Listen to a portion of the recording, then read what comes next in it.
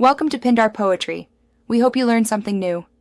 In this video, I will explain how to make Anglo-Indian style pork vindaloo. First, cut about 2 pounds of pork into 1-inch cubes. Combine it with a generous amount of vinegar, along with a carefully selected blend of whole and ground spices.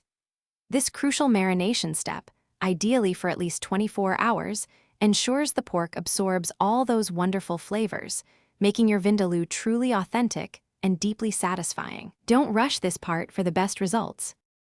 Next, we'll build the rich flavor base. In a heavy-bottomed pot, heat a few tablespoons of oil and sauté 2 large, finely chopped onions until they turn a beautiful golden brown. This step adds a lovely sweetness. Then, stir in about 2 tablespoons of fresh ginger and garlic paste, cooking until fragrant.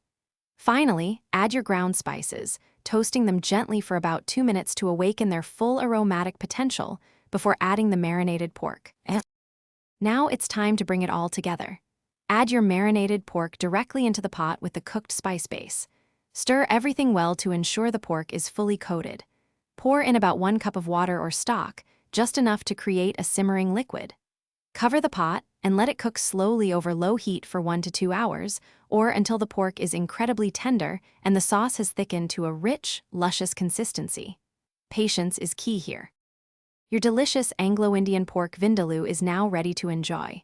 Serve it piping hot with a side of fluffy steamed rice, or perhaps some warm, crusty bread to soak up all that incredible sauce. A sprinkle of fresh cilantro adds a lovely pop of color and freshness right before serving. This dish is even better the next day, so consider making it ahead. Also, for those looking to truly transform their financial perspective, there's a fantastic book linked in the description. Along with other great deals, be sure to check it out. Thanks for watching. Consider subscribing if we helped you.